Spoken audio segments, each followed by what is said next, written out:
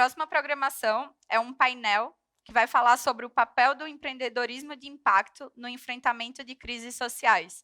Então, a gente tem vários convidados bacanas nesse painel, né, de peso, indicados a prêmio, e um bem familiar, eu acho. Todo mundo já ouviu falar sobre essa pessoa que a gente vai chamar agora.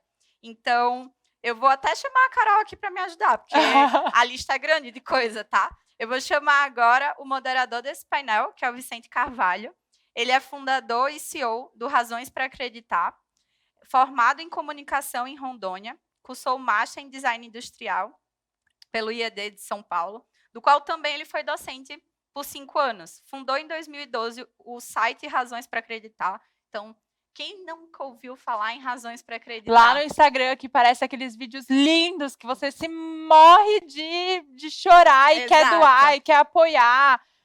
Ele que acredita, né? O Razões para Acreditar veio com essa ideia, porque o Vicente, ele acredita nessas boas histórias. Ele acredita que tem coisas boas acontecendo todos os dias, né, Vicente? A gente só fala de coisa ruim, a gente só fala de notícia ruim, vê notícia ruim no noticiário, mas tem muita coisa boa rolando também. Então, quem não conhece, vai lá no Instagram, no site também, vê o Razões para Acreditar, já fazendo a publi aqui do nosso convidado.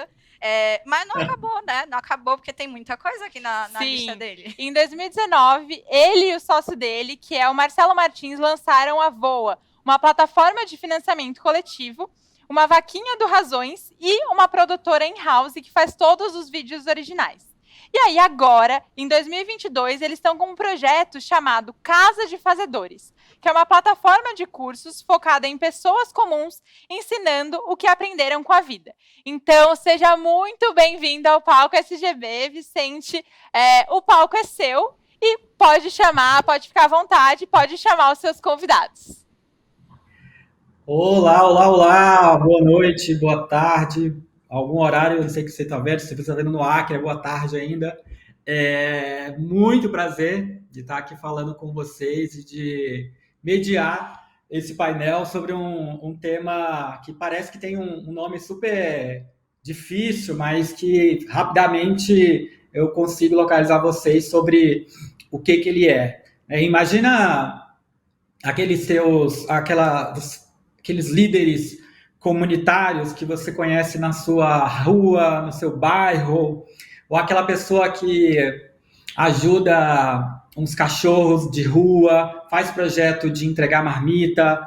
Essa galera faz um trabalho chamado empreendedorismo social ou ainda empreendedorismo de impacto, né? Então é só um novo nome para algo que já existe há muito tempo, né? Que todo mundo já é familiar de alguma forma. Então, só situando vocês sobre esse universo.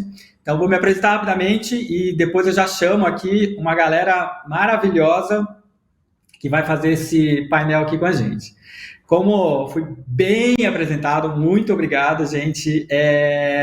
Eu sou o Vicente Carvalho, fundador do Razões para Acreditar, e o Razões surgiu há 10 anos, esse ano a gente também está fazendo 10 anos, então estamos juntos aí com o SGB, e o Razões surgiu com esse princípio muito simples, né, que é de mostrar que existem coisas boas acontecendo, apesar da gente não ver, né? Então, e quando eu falo coisa boa, eu sempre gosto de enfatizar que não são coisas grandiosas, coisas inatingíveis. Eu falo de coisas do nosso dia a dia, que a gente percebe, que a gente vê com a nossa família, com nossos amigos, com os nossos relacionamentos.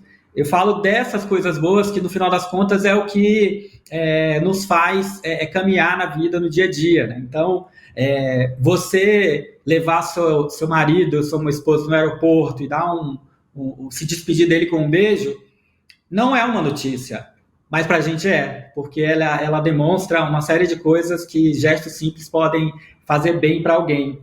Mas num jornal não daria uma notícia, a não ser se no caminho esse casal sofresse um acidente, por exemplo. Aí sim o jornal faria essa notícia, digamos. Então, o Razões, ele é um navegador aí entre correntezas, contra a correnteza, para tentar provar todo dia aí para os nossos leitores, seja nas redes sociais, seja no nosso site, que existe muita coisa boa acontecendo, sim. E eu tenho muito orgulho de, há 10 anos, estar mostrando todo dia que as coisas boas acontecem e pode virar um negócio, que aí eu acho que é onde eu aterrizo aqui com relação ao tema desse painel, que é como uma ideia, né, no caso do Razões, uma ideia até então muito simples, que, né, basicamente a ideia era um blog, impacta tantas vidas hoje em dia, né? Eu acho que a primeira resposta é porque eu nunca imaginei impactar tanta gente. Eu imaginei primeiro impactar a mim, né? Então, eu percebo que muita gente se impede de fazer alguma coisa, seja um projeto social ou algum negócio, porque pensa já muito no universo muito grande. Eu quero, igual eu publiquei agora há pouco, eu quero mudar o mundo. E eu sempre pergunto, mas que mundo, cara pálida? E a sua casa, né? E a sua família? Para de querer levar para o universo intangível e começa a aterrissar as suas coisas no dia a dia e fazendo impacto em uma pessoa. Eu comecei impactando a mim, para hoje em dia, 10 anos depois, impactar, sei lá, 50 milhões de pessoas mensalmente, por exemplo, no Instagram.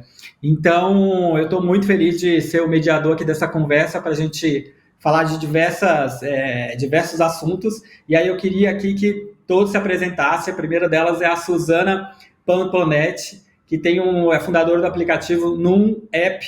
Então, Suzana, faça as honras aqui. Boa noite.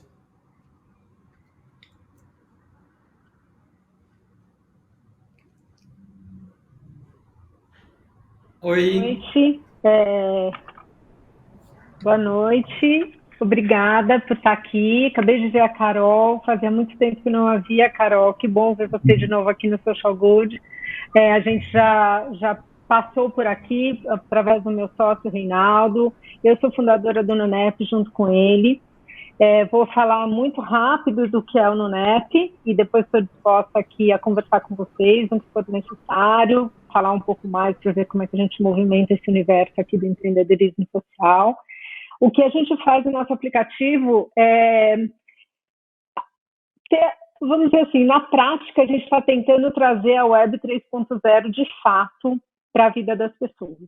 Né? Então, o que a gente faz? A gente tenta aproximar. O que a Web 3.0 faz?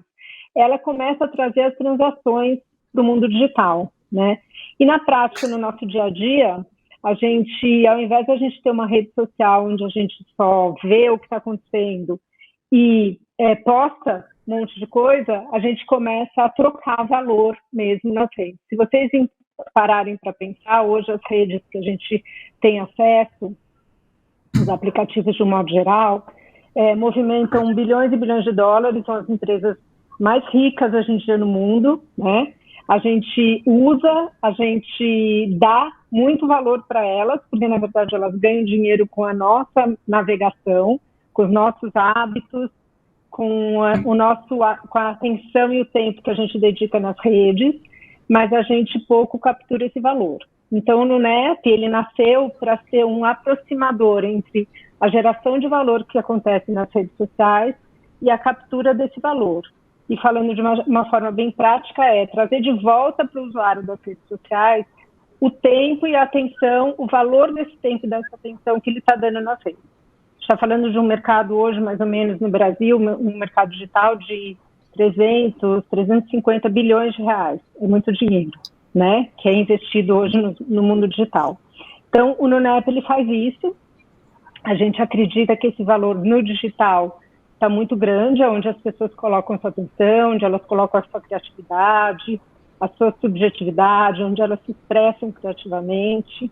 E o que a gente faz a gente, de uma forma assim, bem simples, a gente dá R$1 a cada clique que as pessoas dão. Né? Então, a gente brinca que nosso like na Num vale R$1. O que as pessoas fazem a partir da postagem das suas ideias, das conversas, da colaboração que elas fazem na rede, elas começam, ao invés de ganhar uma curtida, elas começam a ganhar R$1. Então, o que a gente está fazendo hoje? Sempre com uma tecnologia que a gente desenvolveu própria, com algoritmos e com cuidado dos dados todos em blockchain. Então, a gente garante toda a segurança dos dados, a gente garante, por exemplo, que não aconteçam situações como bots, como chegada de discórdias, fake news e xingamentos, etc., porque a gente não tem anúncio, porque a gente não manipula os dados. Então, a gente gera conversas, a gente gera espaços de colaboração para que as pessoas comecem a trazer suas ideias e comecem a ser remuneradas por esse trabalho. Esse dinheiro que é investido e que remunera as pessoas geralmente vem de empresas, de marcas, de organizações, de cidades, espaços públicos, tá? E esse dinheiro vai sendo usado ou dentro da rede, onde a gente tem um modelo, depois eu posso explicar melhor também, de moeda. A nossa moeda tem um valor paritário de R$1, e as pessoas podem sacar esse dinheiro também, fazendo um Pix direto para sua conta bancária. Foi esse modelo que acabou nos dando um prêmio de empreendedor social ano passado, que depois eu posso contar com mais calma. A gente teve essa retomada da economia na época da pandemia, onde as pessoas conseguiam receber dinheiro no espaço digital e usar esse dinheiro direto para comprar comida, para comprar fralda, para comprar remédio, e etc. Hoje a gente está com 2 milhões de pessoas na nossa rede, a gente está em todas as cidades do Brasil, todos os municípios. Uau. Temos mais ou menos umas 20 mil comunidades já montadas, de pessoas de temas diversos, e estamos tentando criar uma forma de ativar mais a economia local, inclusive, porque as comunidades acabam sendo criadas em pequenas cidades, em pequenos espaços, em pequenas temáticas, e isso faz com que eles vão usando essas moedas dentro dos seus próprios espaços e ativando essa economia. Então, a gente está tentando aproximar esse uso do digital da vida real das pessoas. Basicamente é isso. Fantástico, Suzana. Eu não conhecia, eu conheci pesquisando aqui sobre vocês, sobre o tema. Fantástica a ideia, e já a gente volta aí para fazer mais algumas perguntas. Bom, e tem aqui também com a gente, obrigado, o Leonardo Letelier. Obrigado. Não sei se eu falei correto aí o sobrenome. O Leonardo tem mais de 20 anos de experiência em negócios, finanças, setor social. Aí foi diretor da iniciativa Cidadania e Economia, para todos na Choca, e trabalhou na McKinsey por 8 anos. E atualmente trabalha na Citaui, Finanças do Bem. Me falem se eu falei correto, pelo amor de Deus. Leonardo, por favor, entre aí com a gente. Maravilha, boa noite, boa tarde, bom dia aí, dependendo do horário onde você estiver. Acho que acertou todas, sim, Caetano, pode ficar tranquilo. E vamos lá, a gente na Citaui Finanças do Bem, ou Citaui para os íntimos, a gente tem algumas verticais, né? A gente tem uma vertical de investimento de impacto, que foi por onde a gente nasceu, onde a gente fomenta investimento em negócios de impacto, que são aqueles negócios com ou sem fins lucrativos que têm, ao mesmo tempo, uma motivação, uma missão de ter impacto social ou ambiental positivo e uma capacidade de retornar dinheiro, ou seja, eles têm uma lógica comercial dentro deles, né?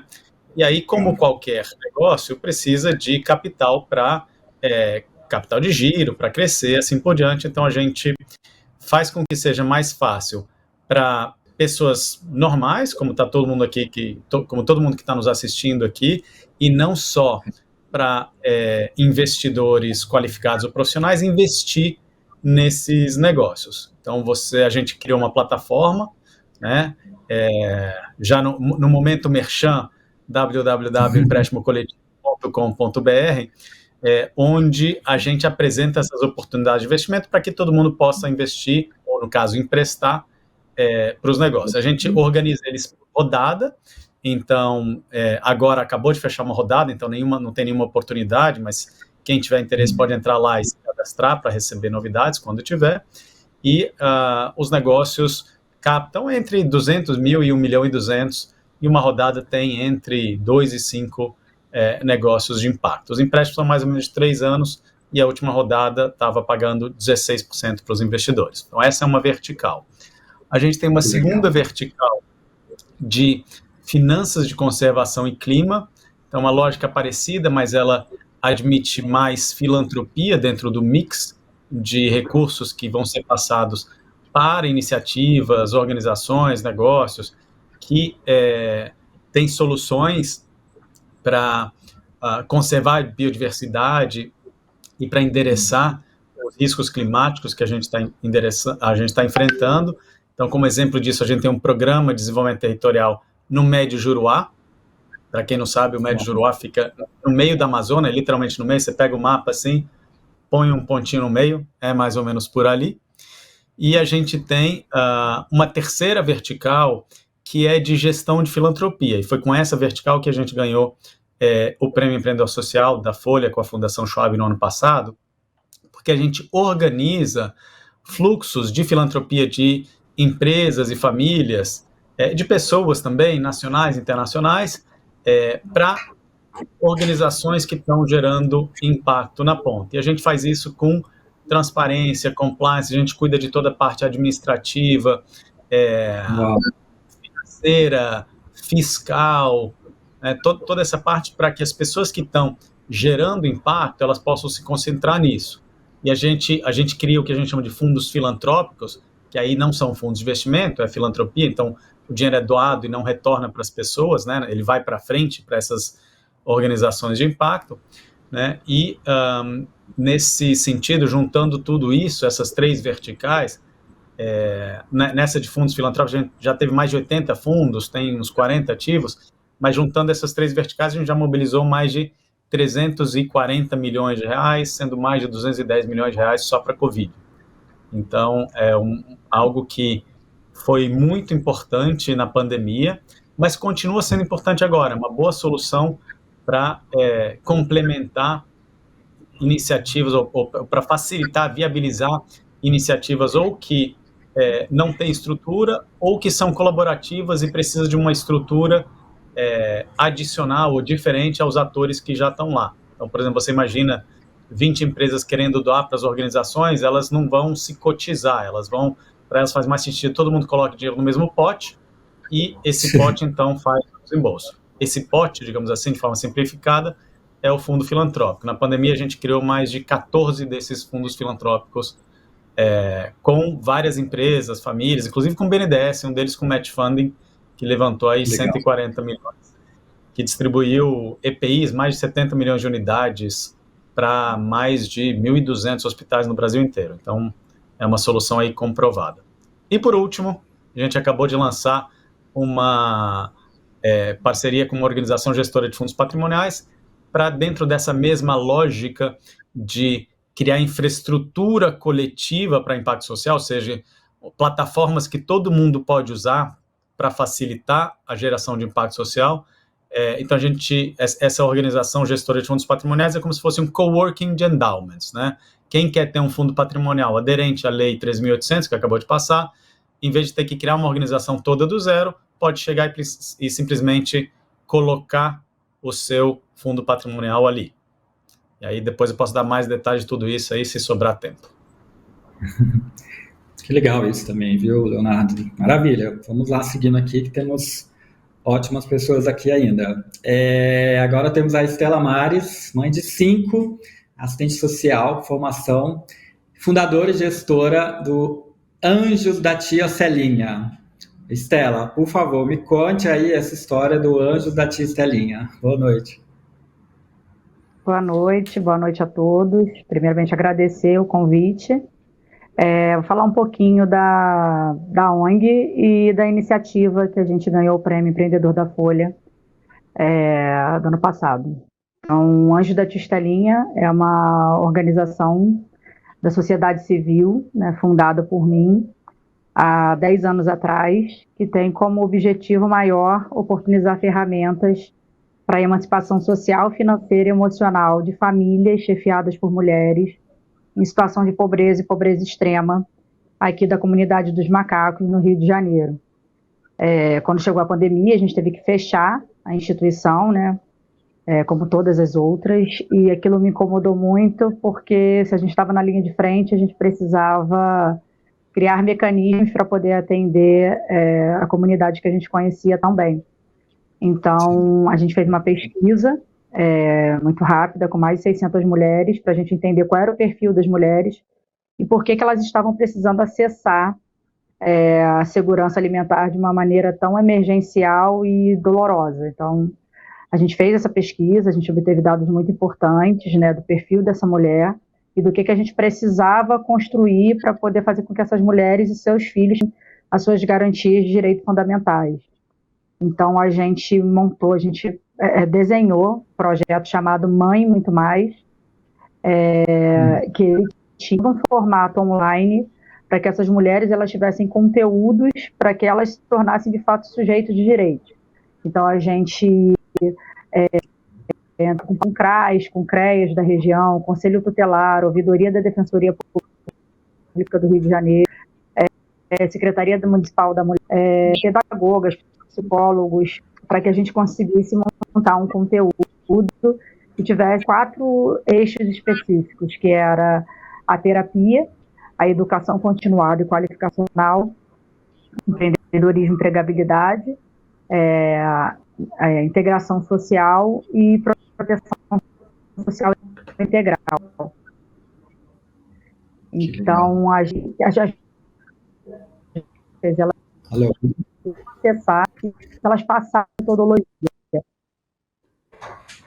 Então, elas tinham aulas nesses eixos e conseguiam acessar esses conteúdos.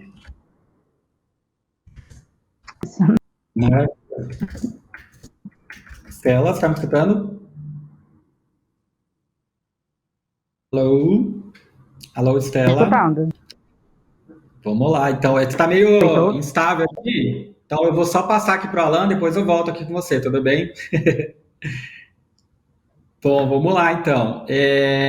Alan, eu acho que é o mascote daqui da turma, acredito eu, fundador da Passas Develop School, empresa investida pela Nubank e Bolsa Nova, e tem um currículo tão grande aqui que eu não consigo nem ler, gente, eu prefiro que ele fale. Então, Alan, me fale aí um pouco da sua vida e do seu projeto, por favor. Muito bom. Obrigado pelo convite. Espero que estejam me vendo e me ouvindo bem.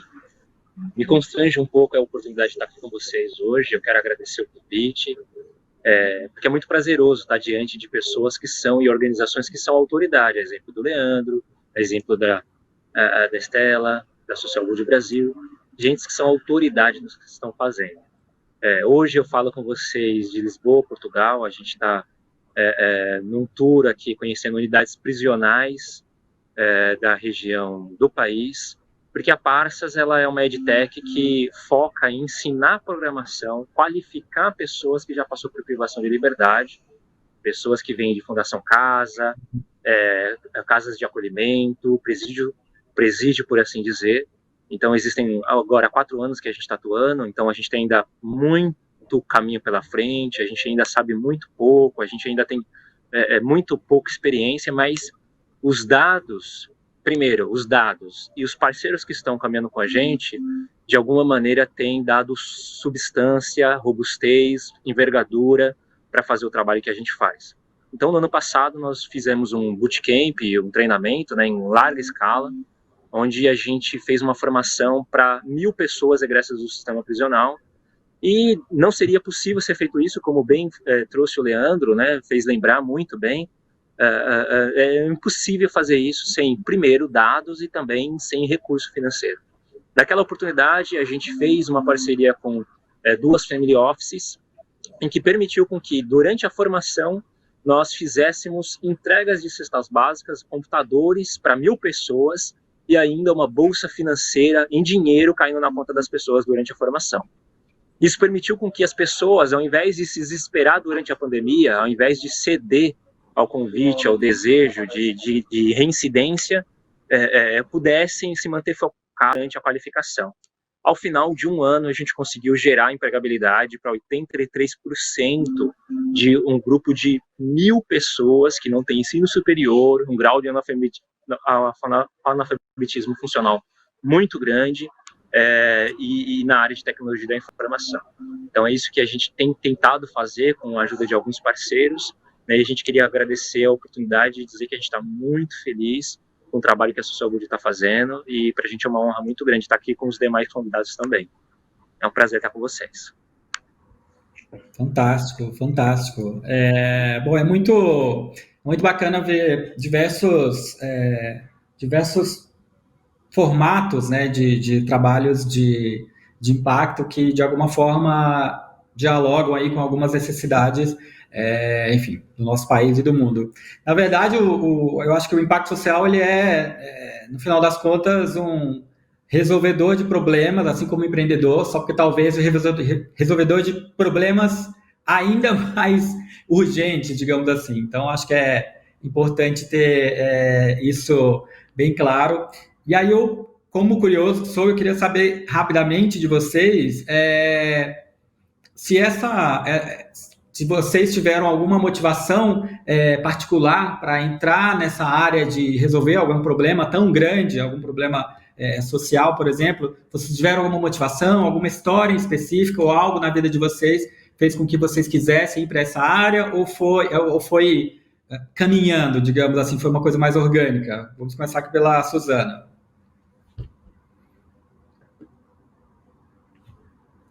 Acho que é indignação, viu, Vicente? Um ótimo, né, ótimo combustível. Eu trabalho há 15 anos com isso. Na verdade, eu e meu marido somos sócios. Nosso projeto é um projeto de família, os filhos já entraram, não tem muita saída, mas eu acho que a gente vive num país que precisa, primeiro de tudo, que todo mundo se ponha a serviço, né, de resolver ou de ajudar a resolver todas as desigualdades que a gente tem. A gente trabalha com uma coisa muito séria, que é a desigualdade, né, principalmente a distribuição de renda, que é um tema muito difícil de falar no país. Parece fácil, mas é muito difícil de tratar, né? A gente juntou duas expertises, que é a área de tecnologia, que é onde meu marido sócio é formado, e eu sou da área de comunicação e de lidar com as pessoas. Então eu cuido muito da tecnologia social do nosso app, de como a gente faz com que as pessoas consigam ter um espaço livre para se manifestar, onde elas se sentam à vontade, onde elas possam trocar, onde elas possam se expressar criativamente, onde a gente possa trazer toda essa força do brasileiro, que está tão mal cuidado hoje em dia. E a gente desenvolveu um app para que as pessoas possam fazer isso e possam ganhar dinheiro com isso. Então, o que a gente faz é trazer uma massa maior de dinheiro e distribuir esse dinheiro na ponta, de forma que isso possa ser usado nas economias locais e possa ser usado para comprar coisas que as pessoas precisam. Então, eu acho que a gente foi juntando uma indignação com a questão social, de fato. Nós não somos uma ONG, nós não somos um negócio social, nós somos uma empresa. Nós financiamos uma boa parte desse projeto com investimento próprio, depois nós estamos trazendo empresas, cidades. A gente fez projetos fora do Brasil, a gente tem um projeto muito grande com o governo da Nova Zelândia, onde a gente fez uma plataforma de empreendedorismo cívico lá. Então, a gente sempre trabalhou com essa possibilidade do cidadão se manifestar e ganhar dinheiro com isso. E isso acabou virando uma paixão, né? Muito difícil trabalhar com isso, digo a verdade, falar de distribuição de renda no Brasil é um tabu. Parece que é fácil, mas não é. Quando você chega lá, você vira uma verdade inconveniente, no fundo, né? É verdade, mas tudo bem. Eu acho que, assim, é o que eu te falei, virou uma causa, né, familiar. Sim. Então, a gente acabou viajando o mundo, conhecendo um pouco aí do Vale do Silício, também tivemos oportunidade para poder melhorar a nossa tecnologia, começar a trazer elementos mais poderosos para a gente poder lidar com isso aqui. A gente tem um país que é um grande desafio, né? Sim. Então, a nossa causa está aí. A gente está aí para poder trazer para o brasileiro. A gente trabalha com moeda, a gente criou uma moeda paritária, para a gente não precisar trabalhar com moedas como Bitcoin e outros modelos, que é muito difícil da população entender. A nossa moeda vale R$1, as pessoas sabem que você pode comprar as coisas de uma forma fácil, temos o Utility Token. Então, a nossa missão foi isso, foi sair pelo Brasil e entender que era preciso fazer alguma coisa. Nossa, um pouco demais. por aí. Não, isso é muito bacana, porque você tem um olhar que eu particularmente também acredito muito. Assim, eu acho que a gente vive num momento que muito se fala, né, sobre impacto, sobre ESG, não sei o quê. Mas, gente, vai falar em ESG na comunidade, filhinho. Dá vontade de falar uma palavrão aqui. Pelo amor de Deus, sabe? As pessoas estão atrás de outra coisa, estão atrás de outra necessidade, estão ali para fazer o dela, sabe? Então, eu também sou um grande problematizador dessas coisas e eu acho que é importante a gente também tocar nisso aí, porque eu acho que tem uma forma de resolver. Eu acho que teve um movimento muito favorável. A pauta do ESG foi muito importante para trazer isso dentro principalmente do universo corporativo. Agora, o que eu gostaria de chamar a atenção é quem está cuidando do S, tá? O S é muito importante. A gente percebe um S sendo olhado para apenas, não menos importante, mas apenas para as questões de diversidade, das pautas raciais, LGBT, que são importantíssimas, mas quando você fala o S também é fazer as pessoas terem mais oportunidades, aumentar esse poder aquisitivo, poder usar melhor o seu dinheiro, poder comprar mais, poder ativar a economia, e o que a gente tenta fazer é trabalhar o S. Então, estão todos bem-vindos aqui para nos ajudar. Demais esse tema, hein? Já, se der tempo, eu quero voltar nele. Mas vamos lá, Leonardo, me fala um pouco aí de como que você saiu aí da McKinsey para Cital aí. Como é que foi esse processo? Você teve uma coisa que aconteceu, ou foi andando e foi pensando na vida? É um pouco de tudo, né? Não teve evento específico, né, que me puxou. Foi um processo de amadurecimento do que fazer com certo desconforto que eu sentia, né? E o interessante é que na McKinsey eu trabalhava com empresas, grandes empresas, e na Cital a gente trabalha com empresas menores, organizações sociais, cooperativas, etc. Mas mantém duas coisas, né? Mantém a pegada que a gente chama B2B, né? Empresa para empresa, não é empresa para o consumidor final, para o beneficiário final, essa não é a nossa expertise. E mantém uma lógica de serviço, né? De pensar que a gente está aqui a serviço de outros. Basicamente, o que mudou foi quem são esses outros, né? Quando você está trabalhando no mercado tradicional, tipicamente os outros são os acionistas da empresa, né? Sim. E, como tudo na vida, tem prós e contras. Mas eu queria voltar o meu foco para para os outros que estão desempoderados, para os outros que o mercado sozinho não vai dar conta, para os outros que não tem um nível de crescimento econômico possível que vai resolver problemas. Então, muita gente foca só na economia com uma lógica que até um certo ponto faz sentido, que olha, se todo mundo tiver emprego e renda, os problemas vão estar resolvidos. E eu diria que alguns problemas vão estar resolvidos, mas não todos. A gente não vai ser um país menos racista se as pessoas tiverem emprego e renda. A gente não vai ser um país mais respeitador de direitos humanos se todo mundo tiver emprego e renda. A gente não vai ser um país menos machista se todo mundo tiver emprego e renda. Então, tem uma série de problemas que eles não estão na órbita do mercado, e tudo bem, né? Os do mercado, o mercado vai cuidar e tem um monte de gente que está trilhando esse caminho. Os que estão fora, a gente tem que ser mais criativo, porque Sim. Ainda que a gente possa usar, em certa medida, forças de mercado, né? Como o próprio NumApp faz, a gente tem várias outras coisas que não seguem a lógica do mercado e tem que ser apoiadas mesmo assim. Por isso a gente considera tão importante o papel da filantropia, né? Então, meu processo pessoal, de certa forma, não é uma quebra com o que eu vinha fazendo antes, se você quiser, uma evolução do que eu vinha fazendo antes. Então, a gente ainda segue bastante uma lógica, entre aspas, corporativa, mas corporativa no como e não no para quem ou para quê, né? Fantástico, fantástico. É isso aí, muda o local onde você está, mas a forma de atuação é muito similar, porque, querendo ou não, a gente sabe que é um modelo que dá certo e é um modelo que já funciona e tá tudo bem também. E é um modelo que é mais confortável também para quem tem recurso, né? Então, ainda que a gente queira fazer uma maior distribuição, o recurso ainda está nas pessoas que estão dentro desse sistema, né? Está na mão dessas pessoas. E tudo bem, então como é que a gente se aproxima delas com uma abordagem, uma linguagem, uma oferta que faça sentido para o lugar onde elas estão? Por isso que a gente foca, né, e traz conceitos que estão nesse mundo, que estão nessa órbita. Então a gente fala de compliance, a gente fala de transparência, a gente fala de gestão, fala de profissionalismo, fala de escala, né, que são todas coisas que a gente precisa também, né? Mas é como a gente se comunica e como a gente trabalha para garantir uma mobilização maior de capital para impacto socioambiental positivo, ou, como a gente fala, a gente ressignifica o papel do capital viabilizando impactos positivos, sociais e ambientais. Maravilha, vocês hackeiam aí o sistema, como diz uma amiga minha, Viviane Duarte.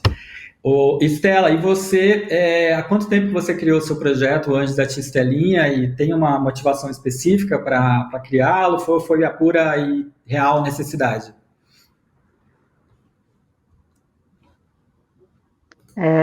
Bem, vamos lá, vamos ver se eu consigo falar sem travar, que aqui está chovendo bastante, a internet não está muito boa. Bem, eu criei há 10 anos, minha motivação especial foi porque eu fazia voluntariado em abrigos, né, casas de acolhimento para crianças e adolescentes. E eu percebia, quando eu quis descobrir a causa daquelas crianças estarem ali, eu percebia que, na verdade, havia uma marginalização da pobreza.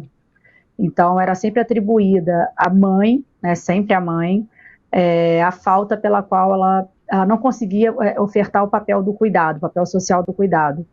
Mas sempre por problemas sociais, demandas sociais que o Estado constitucionalmente precisaria dar conta. Então, ou era uma habitação não apropriada, ou ela está em situação de alcoolismo, ou está em situação de drogadição, ou por estar desempregada. Então, eram sempre situações que essa mulher ela era marginalizada por não dar conta. Então, eu montei uma instituição onde a gente conseguisse dar suporte para a emancipação dessa mãe e principalmente que ela pudesse ofertar o cuidado necessário a essa criança. Então eu fico muito feliz, inclusive, quando eu escuto o Leonardo, que vem do mercado, né, que incrementa o seu negócio no intuito de olhar para essas populações, mas que entende que não só o emprego e geração de renda fazem do indivíduo um sujeito de direitos, né? A gente entende que a gente está, sim, numa sociedade capitalista, que quem não tem poder de compra não se insere, mas que a gente está falando de um ser social, né, que precisa de muito mais do que simplesmente emprego e geração de renda. Então, a gente trabalha, sim, com qualificação profissional, colocação no mercado de trabalho, a gente dá educação continuada para essas mulheres, a gente paga a faculdade dessas mulheres e das crianças, né, dos jovens, mas a gente entende que se essa mulher ela está inserida numa cultura de pobreza extrema, de miséria, situação de violência, ela pode ter o emprego e geração de renda que for, que ela não se estabelece enquanto um sujeito de direitos. Então, a gente promove ferramentas para que essa mulher ela se enxergue, de fato, como sujeito de direitos, com todas essas vertentes, né, da saúde mental, da integração social, pertencimento, ocupação de espaços, emprego, geração de renda, educação continuada. Isso, é um ser completo. Nossa, muito, muito legal, porque a gente, no Razões, a gente faz muitas vaquinhas, né, muitas vezes são pessoas em situação de extrema vulnerabilidade, e a gente já percebeu, assim, que não basta só o dinheiro. O dinheiro em si não vai ser sozinho a diferença, porque o que a gente percebe, a gente inclusive nem dá o dinheiro na hora, a gente faz um acompanhamento social, em reinserção, educação, porque senão a pessoa vai gastar o dinheiro daqui a 6 meses, já não tem mais. Então não é o problema, é maluco isso, né? Tipo, se fosse, tava ótimo, se fosse só dinheiro distribuir para a galera. mas não é, né? É o fato de você se enxergar como alguém que pode abrir um negócio, pode mudar a sua vida a partir de um trabalho, é muito, muito maluco, assim, o buraco realmente é mais embaixo. E você, Alan, conte aí da sua. Desculpa, Cela, eu estou só acelerando, já estão me dando aqui uma sinalizada. O Alan, me fala um pouco da sua motivação. Você que é provavelmente mais novo aqui, repito, daqui da galera, me conte aí da sua motivação para tanta coisa que você já tem feito. Muito bom. Eu estava trabalhando na iniciativa privada, como o Leandro falou, como a Estela falou, nós somos um negócio, a gente ganha dinheiro, né? Não tem investidores à toa. E a gente encontrou esse formato sem conhecimento na época, sem experiência, sem nunca ter empreendido, com muita pouca bagagem, com muito menos experiência do que as nossas duas autoridades que estão aqui como convidadas e o próprio Social Good. Mas eu trabalhava no Banco Citibank, na área de derivativos, e até que em um determinado momento o familiar passou pelo sistema prisional, um tio e um primo. O meu primo voltou, o meu tio não voltou, não vivo pelo menos. E eu me deparei com um cenário que outras pessoas próximas viviam o mesmo cenário, um mesmo dilema, o mesmo trauma familiar. Inclusive, no caso do meu primo, foi uma prisão por engano, inclusive. E aquilo fez com que a gente frequentasse a unidade com muita frequência, que gerou, eu acho que nas palavras da Estela, uma angústia, um grau de tristeza muito grande, que se tornou, no médio prazo, ali, uma inquietação, se tornou, então, posteriormente, quase uma indignação, Estela. A Estela falou indignação, né? Acredito que isso. E aí, em 2018, então, eu decidi sair da iniciativa privada, pareceu perder sentido o que eu estava fazendo, e a gente decidiu, encontrando outras pessoas, são 2 sócios hoje, então a gente formalizou o negócio em 2018 a partir desse trauma familiar que os outros 2 sócios, inclusive a Carla e o Francisco, também passaram pela essa mesma dinâmica de ter familiares que passaram pelo sistema prisional. É muito emblemático o tema porque a gente estudou com pessoas que não estão vivas mais, nós temos vizinhos que de cada 10, 3 estão presos. Então é uma coisa muito, muito complexa. O Brasil está em 3º lugar com a maior população carcerária do mundo. A gente passou da Rússia, para vocês terem uma ideia. É uma coisa assim muito emblemática. Então a gente, em 2018, decidiu criar o negócio. Eu não sabia ainda como que ia estruturar o negócio. A gente recebeu ajuda para isso. Conseguiu criar um modelo de negócio em que a gente ganha dinheiro a partir do impacto que a gente gera. As empresas pagam para acessar o banco, o grande banco que a gente tem hoje, é um banco de 50 mil desenvolvedores hoje, e a gente coloca dinheiro para dentro de casa, formando profissionais, né? E quanto mais profissionais a gente forma, mais a gente tem no banco de talentos, e empresas acessam esses bancos, e a gente ganha dinheiro com isso, gerando empregabilidade enquanto a gente está fazendo as formações, as trilhas das formações. Que demais isso. Bom, eu fico muito feliz. Como eu falei, eu sou um curioso de querer saber um pouco sobre as motivações de cada um, para a gente ouvir um pouco, né? Que às vezes é uma motivação como a Suzana de indignação, a Estela ali de uma vivência, e você aí de algo trágico que aconteceu aí na sua vida e que isso também despertou algo para ser feito, ou mesmo do Leonardo, que foi uma evolução do trabalho que ele fazia. Eu acho que todo mundo tem uma trajetória muito particular, e eu acho que isso exemplifica muito bem que cada um, dependente da sua área de atuação, pode fazer uma diferença ali no seu trabalho. Como eu disse, não precisa ser uma coisa gigantesca, né? Basta que você comece a olhar de uma forma mais... Eu tenho evitado usar essa palavra, porque estão usando tão horrivelmente, mas vou falar aqui de uma forma empática, do jeito certo, que quando você olha por esses problemas dos outros, você não consegue mais desolhar, né? É uma outra palavra que eu estou inventando. Então a gente fica indignado querer fazer alguma coisa, e vocês fizeram, assim como a gente aqui no Razões. Então foi um enorme prazer e um privilégio poder conversar com vocês, falar sobre isso. Falaria aqui por horas, tem um monte de perguntas que está na minha cabeça aqui, mas eu tenho certeza que a gente vai ter aqui outras oportunidades. Então, queria agradecer demais todo mundo está assistindo, vocês estão aqui, e até a próxima. Obrigadíssimo.